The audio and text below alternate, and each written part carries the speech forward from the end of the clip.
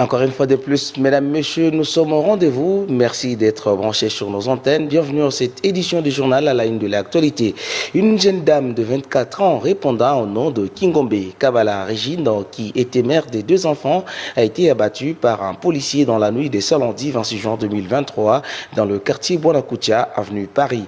Un acte d'incivisme qui ne fait pas l'unanimité. Marcelin Yango et Dieudonné Balangardi étaient sur place.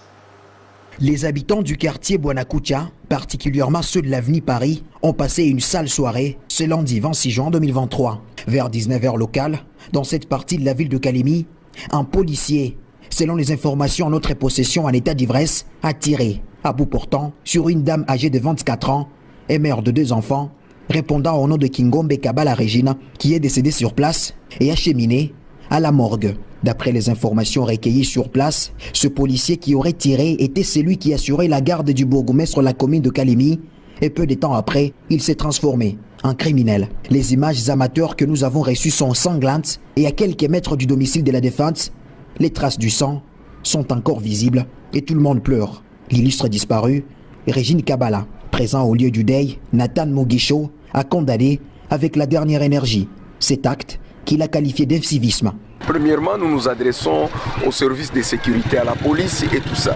Parce qu'on est en train de recruter les policiers qui n'ont pas de niveau. Ça, nous devons dénoncer. Parce que je venais d'échanger avec le bourgmestre des communes qui était avec ces policiers qui faisaient son escorte toute la journée. Et le bourgmestre est en train de leur dire clairement que les policiers n'étaient pas en bon état. Donc il était dans un état d'ivresse, lui-même ne se connaissant pas, et puis on lui donne une arme. Voilà un peu la responsabilité. Lorsqu'on a des policiers qu'on ne connaît pas contrôler leur état, à qui on peut donner une arme, à qui on ne peut pas donner. Parce qu'à moindre erreur, état d'ivresse, le policier peut tirer. C'est comme ça que nous nous adressons à l'État. La responsabilité de ces drames est 100% la responsabilité de l'État. Le bourgmestre de la commune de Kalemi, retrouvé au lieu du deuil, a appris la nouvelle par téléphone, comme le commun de mortels. Moi aussi, je viens d'être informé ce matin. Quand moi, je prenais le téléphone pour demander à la police la situation journalière, c'est ce matin qu'ils vont m'apprendre qu'il y a un policier avec qui j'ai marché avec lui, qui était mon garde hier. Ce n'est pas mon garde de corps, parce que mon garde de corps propre est malade. En rentrant, je l'ai libéré. C'était à 14h, j'ai libéré sur le marché bas réfugié, au côté du pont là. Alors il est parti à la maison. C'est ainsi que j'apprendrai ce matin que le même type que j'ai marché avec lui vient d'abattre sa concubine. Alors c'est comme ça que j'ai appris. Il y a lieu de signaler que le policier qui aurait tiré sur la jeune dame Régine Kabala a disparu dans la nature avec son arme, quelque temps après avoir commis cet homicide volontaire. La famille biologique, les enfants de la défunte et tous les proches continuent à pleurer. Régine Kabala, comme le disait Nelson Mandela, la pire d'insécurité, c'est lorsque celui qui est censé protéger tue ceux qu'il est censé protéger. Toutes nos condoléances à la famille éprouvée. Une forte délégation de la centrale électorale composée de 4 membres est arrivée ce mardi 27 juin 2023 à Kalemi, chef-lieu de la province du Tanganyika, dans les buts de superviser le BRTC, entendez par là, Bureau de réception et traitement de candidatures. Dieudonné Balangardi, encore une fois de plus. Une forte délégation de la Commission électorale nationale indépendante CENI, avec à sa tête la questeure adjointe Sylvie Birembano, est arrivée ce mardi 26 juin 2023 à Kalemi, chef-lieu de la province du Tanganyika, à bord des Airbus A320. À peine foulé les sols de la ville de Kalemi, Madame Sylvie Birembano ainsi que sa suite ont été accueillis au pied d'avion par le secrétaire exécutif provincial d'intérim de la CENI Tanganyika, Saïdi Bilali, et bien d'autres agents de la CENI venus à l'aéroport. L'objectif de l'arrivée de cette délégation de la centrale électorale au Tanganyika rentre dans le cadre de la supervision des structures opérationnelles chargées de recevoir et traiter les candidatures. À peine arrivée, la délégation de la CENI s'est rendue au gouvernorat de province où elle a eu à présenter ses civilités à Massamba Ouamassamba Ferdinand, vice-gouverneur de la province du Tanganyika et gouverneur intérimaire. Après ces échanges avec l'autorité provinciale, la questeure adjointe de la CENI, Sylvie Birembano, est revenue sur l'objet de sa mission à Kalemi. Nous sommes venus d'abord présenter les civilités à l'autorité provinciale et aussi lui informer de la mission pour laquelle nous sommes ici. La mission pour laquelle la CENI est ici à Tanganyika, et c'est pour l'ouverture des bureaux et traitement, des bureaux de réception et traitement des candidatures que nous appelons BRTC. Les BRTC, ce sont des structures opérationnelles qui sont chargées de recevoir et de traiter les candidatures. Alors, nous sommes venus l'informer que nous avons ouvert les BRTC à travers la République. Alors, nous sommes venus ici aujourd'hui lui donner aussi le programme d'ouverture de ces BRTC. Parce que pour la députation nationale, les BRTC sont ouverts ont été ouverts du 26 juin jusqu'au 15 juillet. Et pour la députation provinciale et les conseillers des communes et des secteurs, les BRTC sera ouvert du 3 août au 22 août. Et pour le président de la République, le BRTC sera ouvert du 9 septembre au 8 octobre. Et nos bureaux seront ouverts pendant 20 jours, plus 5 jours qui seront consacrés au retrait, ajout et substitution des candidatures. Nous lui avons demandé de nous aider dans cette sensibilisation, aussi de nous apporter un appui sécuritaire. Cette fatidique et longue journée s'est clôturée au secrétariat exécutif provincial de la CENI Tanganyika, où cette délégation de la centrale électorale a fait connaissance du bureau des réceptions et traitements des candidatures qui a ouvert ses portes depuis ce lundi 26 juin 2023 sur toute l'étendue du territoire national dans 171 BRTC sur les 179 possibles. Dans le quartier Joseph, précisément sur l'avenue Lumbouye, les habitants de ce coin de la ville continuent à consommer une eau qui n'est vraiment pas potable provenant de la rivière Lumbouye, malgré la présence de forages qui n'est toujours pas inauguré par le gouvernement provincial. Céline Seloua Kolongo s'y est rendue. Autour du quartier Joseph avenue Lumbouye, la pénurie d'eau potable bat record dans cette partie de la ville. Ce mardi 27 juin, nous nous sommes rendus sur le lieu et trouvent le problème d'eau potable. Les habitants consomment l'eau de la rivière Lumbouye et utilisent cette eau pour tout le ménage, comme nous expliquent les conseillers du chef d'avenue. Au niveau de Lumbouye, la population de Lumbouye a un grand problème à ce qui concerne le problème de l'eau potable. Vous savez, nous avons les seules rivières Lumbouye, et la rivière Lumbouye, c'est là où les femmes aillent surtout épuiser de l'eau à consommer, et c'est là où même on est en train de civer les habits, et c'est là où même le porc et le bête sauvage sera souvent à Lumbouye. Vous savez, c'est un problème là qui est vraiment très compliqué, et nous avons un problème au niveau des calémies, ce qui concerne le problème de l'épidémie, et c'est que j'aurais vraiment demandé aux autorités, tant que civils militaires, de nous appuyer à cette situation. Vous savez que nous avons un problème très sérieux. Et le chef de l'avenue a aussi signalé que Madame le gouverneur leur avait construit un forage d'eau depuis le mois de février, qui en ces moments, par manque d'inauguration, le forage ne fonctionne pas. Pour qu'on soit bidon moyen, pour pas bidon moyen maji, il faut qu'on ait comme 500 francs.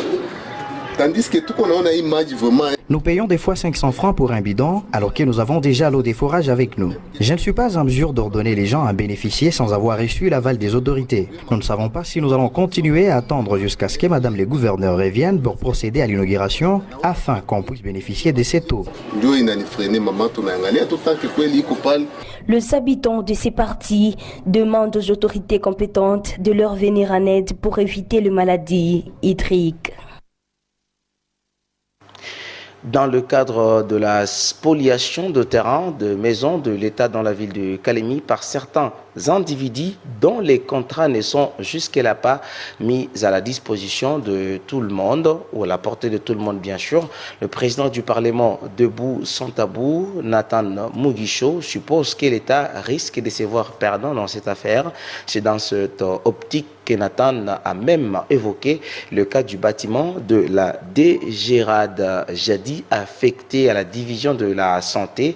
Ce dernier s'étonne au fait que les contrats de dit bâtiment situé dans le boulevard Lumumba du côté Yohari n'est toujours pas dévoilé au public. Il est ici au micro de Dieudonné Balanga Arti. Parce qu'on est en train de comprendre que l'État risque de rester même réduit en termes de terres, parcelles et maisons. Cette fois-là, vous allez du côté Yohari, sur le boulevard Lumumba, vous allez trouver qu'il y a une parcelle où il y avait les bâtiments de la DGRAD. Et ces bâtiments-là, c'est le bâtiment de l'État dans le temps affecté pour la division de la santé, où était même notre papa Kalambaï, il logeait là. Mais après un temps, il y a eu une désaffectation et ces bâtiments ont commencé à servir pour la DGRAD.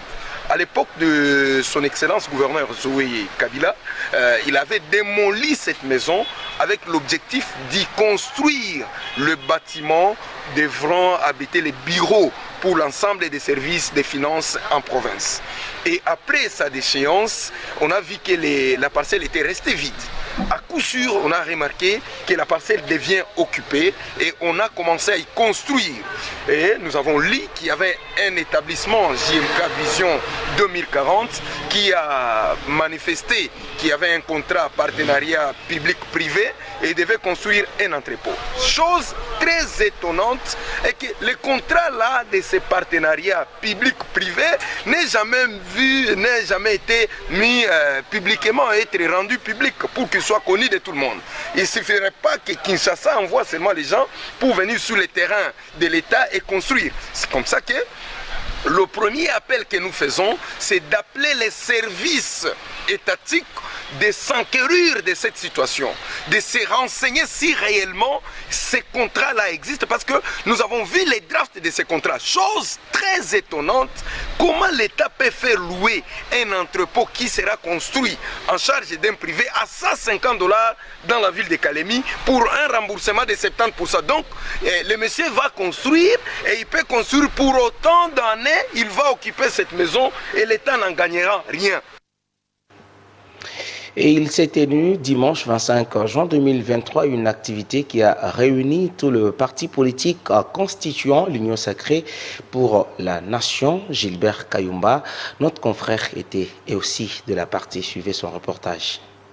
L'exhaustivité des fédéraux des différents partis politiques qui constituent l'Union sacrée pour la nation se sont réunis ce dimanche 26 juin 2023 à la permanence du parti politique Union pour la démocratie et les progrès sociaux UDPS en sigle pour lancer officiellement dans la province du Tanganyika la plateforme politique sur le président de la République.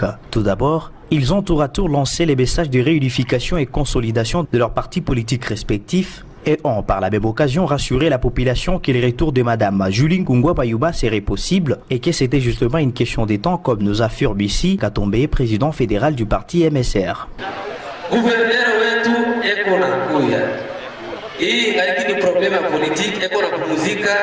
À la fin de la manifestation, Bonheur Bakelele, président fédéral du parti présidentiel, s'est livré à la presse.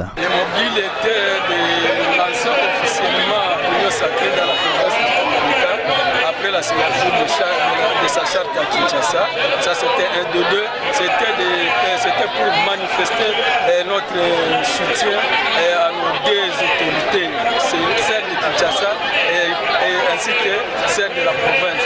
Celle de Kinshasa, c'est notre autorité de référence qui est le président de la République, chef de l'État, M. Félix Tshisekedi Tshilombo Antoine.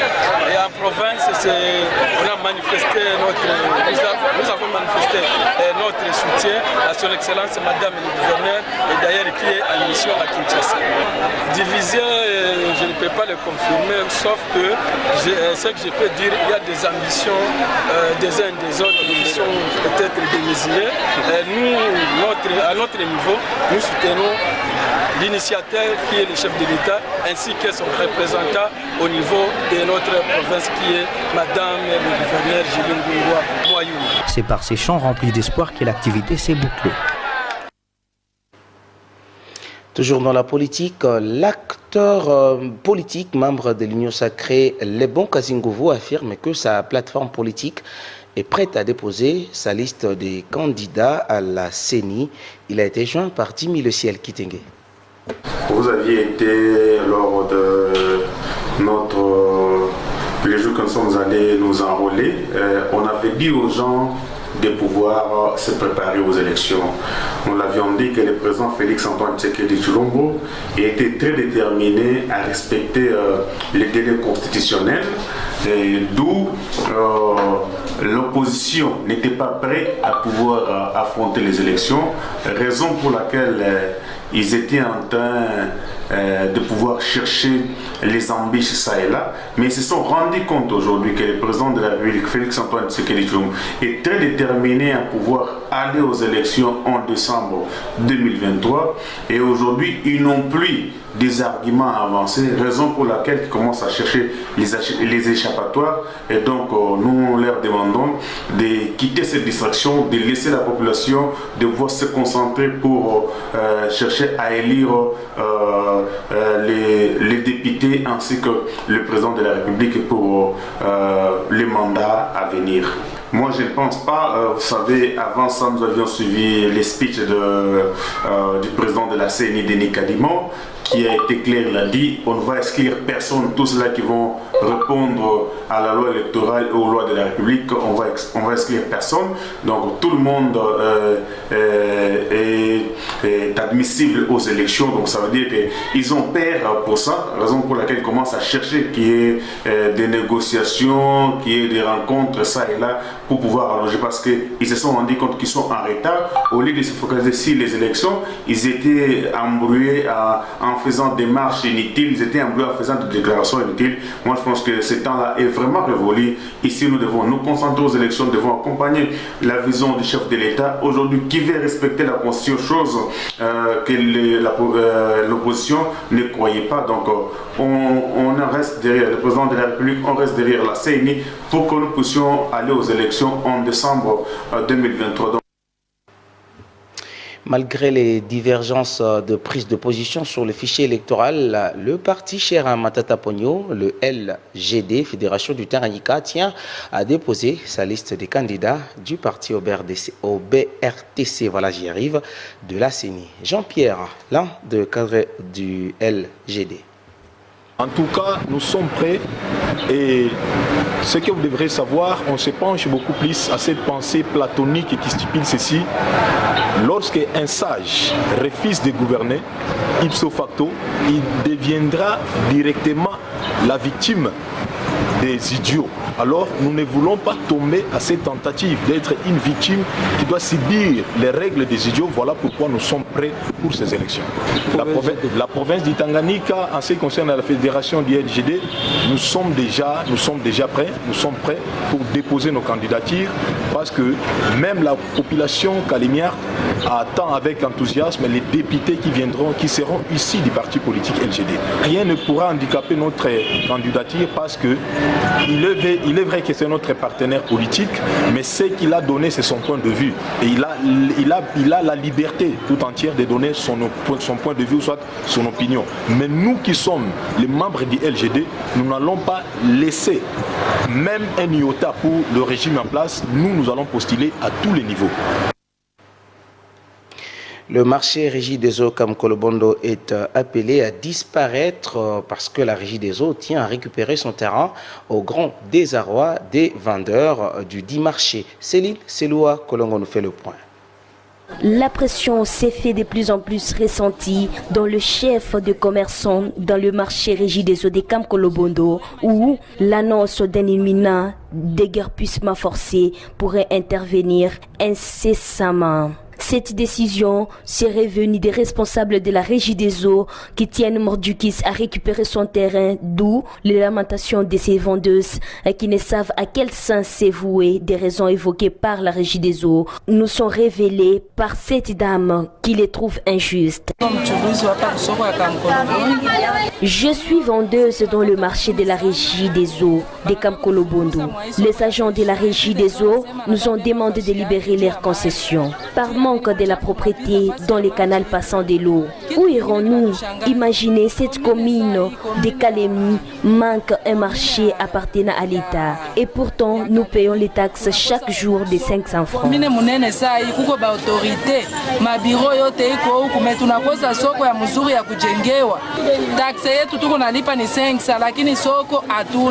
À noter, la nappe d'eau observée sur ces terrains proviendrait de la régie des eaux, provoquant ainsi des boues stagnantes. Nous n'avons pas un bon marché à Kamkolobondo.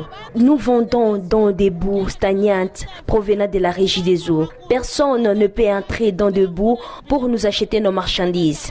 Que les autorités nous viennent en aide pour nous construire un bon marché dans notre commune de Kalemi.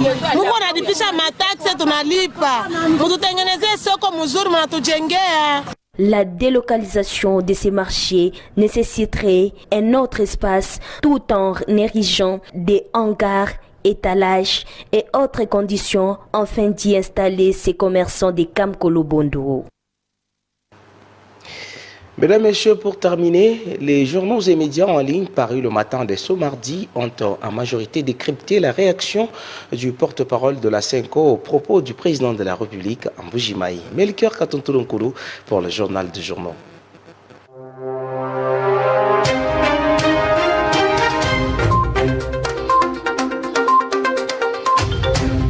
La réaction de Monseigneur Donatien Cholet au discours du chef de l'État Félix Tshisekedi est largement commentée par les médias parus ce mardi 27 juin 2023 dans la capitale congolaise. Mesdames et messieurs, revue de presse. Ce dimanche, en direct de Mbujimayi dans la province du Kasaï oriental, le chef de l'État Félix Antoine Tshisekedi Tshilombo a prêché l'unité entre l'Église et le pouvoir, écrit le journal Mediacongo.net dans un discours prononcé au stade Kashala-Bonzola devant 40 000 personnes à l'occasion de la célébration du jubilé d'argent de l'évêque Bernard Kassanda. Certaines dérives constatées, une dérive que je qualifierais de dangereuse, surtout dans une année électorale, avant de poursuivre en expliquant que l'église doit être au milieu du village et au milieu des Congolais. Tir à balles réelles entre la Senko et Félix Tshisekedi, écrit Mediacongo.net. Ça tire à balles réelles entre Félix Tshisekedi et l'église catholique, alors que le président de la République, depuis le Grand Kasaï, a attiré l'attention des évêques sur les comportements à adopter pendant cette période délicate dominée par l'organisation des élections et la guerre en République démocratique du Congo. L'abbé Donatien Cholet, lui, a répondu lundi 26 juin à travers une intervention médiatique. Quand il était opposant, il a bénéficié des mêmes services de l'Église. Aujourd'hui, l'Église reste dans la même position. Les mêmes évêques qui l'ont félicité hier lui disent aujourd'hui qu'il y a un recul. A sèchement rétorqué Monseigneur Donatien Cholet, qui estime qu'il n'y a pas de dérive au sein de l'Église catholique. Je regrette que ce propos vienne du président de la République. Il sait comment l'Église a toujours fonctionné, il sait qu'elle ne changera jamais. Malheureusement, j'ai vu qu'il était fâché, il parlait avec rage. Il était dans ses émotions. En tant qu'humain, ça se comprend. S'il avait lu tous les rapports de la Senko, il se serait exprimé autrement, a conclu ce prélat catholique. Le discours du président de la République a attisé la tension qui était déjà visible, a déclaré Jean-Claude Katende sur Mediacongo.net.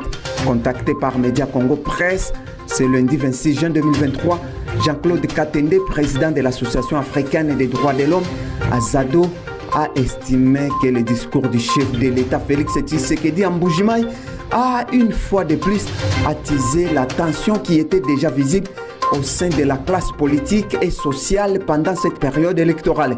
Soucieux d'améliorer le climat politique, Jean-Claude Katende pense que Félix Tshisekedi doit privilégier l'unité et la cohésion nationale des Congolais. Je pense personnellement que le discours du président de la République ne va pas dans le sens de l'apaisement. Je relève que le président de la République a le droit d'interpeller tous les Congolais pour que nous puissions tous travailler dans le sens de l'unité et de la cohésion nationale. Mais en même temps, il sait que l'Église, en tant qu'association, est soumise à certaines lois du pays que lui-même et certains citoyens sont aussi censés respecter. C'est pour cela que j'estime personnellement que le discours du président de la République a attisé seulement l'attention qui était déjà visible, a dit Jean-Claude Katende. Le président de l'Azado a par ailleurs suggéré au président de la République d'approcher les leaders de l'Église catholique pour discuter avec eux sur des sujets qui concernent le pays. Il lui revient en tant que président de la République de pouvoir approcher les frères et sœurs de la Conférence épiscopale nationale du Congo et de l'Église catholique pour discuter avec eux, car la Constitution leur donne le droit d'intervenir comme citoyens sur des questions qui concernent tout le monde, a-t-il suggéré.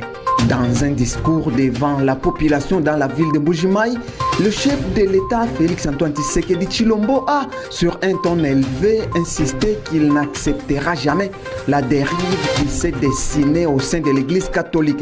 Ce discours s'inscrit dans un contexte de tensions existant depuis peu entre l'Église catholique et le pouvoir en place, plus précisément sur le processus électoral. Mesdames, Mesdemoiselles et Messieurs, c'est tout pour cette revue de presse. Ce qui compte pour réussir dans la vie, c'est d'être capable de se regarder dans le miroir et de se dire que tous les jours, on se construit en suivant ses désirs et pas ceux des autres. Mesdames, Messieurs, ce journal est terminé. Merci à vous de nous avoir suivis, bien sûr. Je vous retrouve à la même heure pour une autre édition, mais ne zappez pas. Restez pour la suite de nos programmes. À très bientôt. Merci.